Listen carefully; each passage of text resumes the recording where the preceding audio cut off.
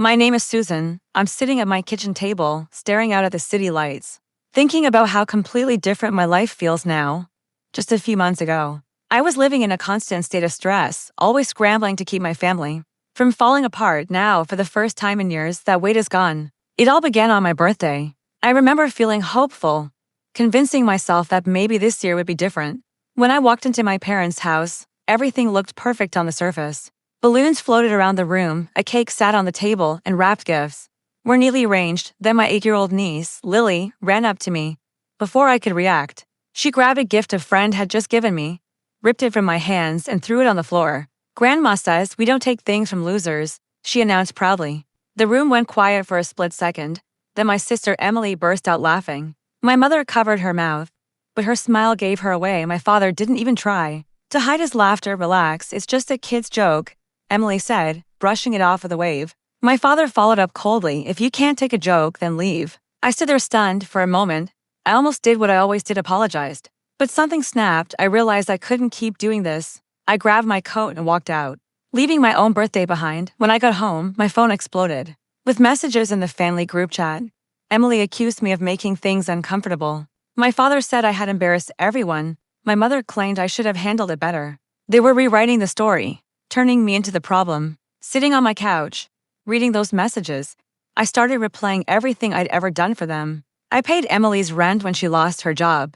I worked extra hours to help cover my parents' medical bills.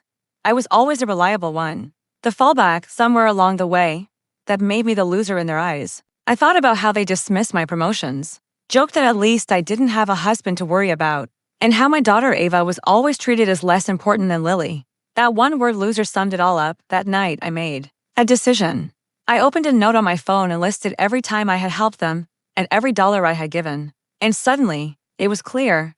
I wasn't a loser. I was a safety net they depended on. A few days later, my mother texted me saying, "My father wanted to clear the air." I knew exactly what that meant.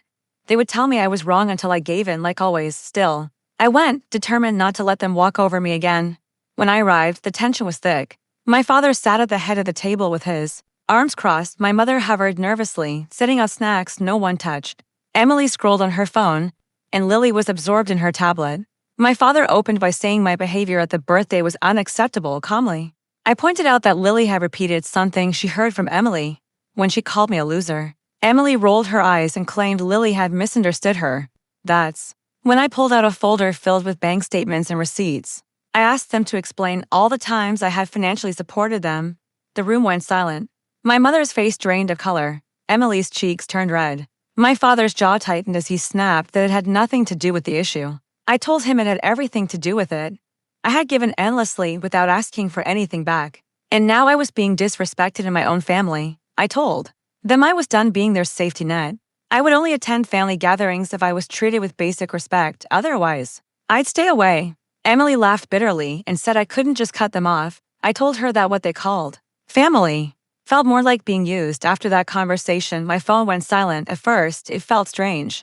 Then I started noticing all the automatic payments I'd been covering: my parents' car insurance, Emily's phone bill, and more. I made a full list of every recurring charge tied to them. When I added it up, I realized how much freedom I'd been missing. I could finally save for a better home or take Ava on a vacation. I canceled subscriptions, removed my card from autopay, and disconnected lines. The backlash came fast. Emily texted, furious about her phone bill. When I told her I'd stopped paying, she accused me of abandoning the family. My father called, demanding answers. I calmly told him I was done being their backup wallet after years of disrespect. He tried to guilt me by saying my mother couldn't handle the stress, but I didn't give in. Over time, the consequences became clear. Emily ranted online. Some relatives sided with her, but others quietly told me Lily's behavior was wrong. Then Lily's teacher called to say Lily had repeated the loser comment at school and upset other children. The school planned to address it with her parents. I felt angry and heartbroken.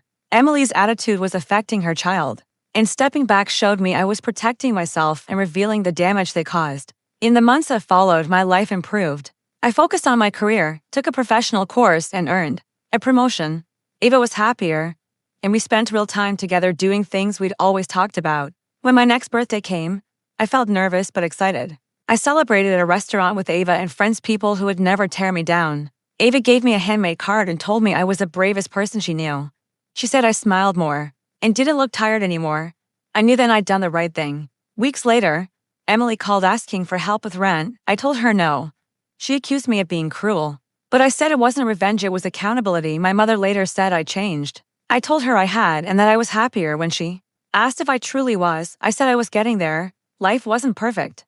But I wasn't drained and resentful anymore. I've learned that real revenge isn't about hurting others. It's about refusing to stay trapped in the role they gave you and building a life that proves them wrong. I'm no longer the loser in their story. I'm the hero of my own.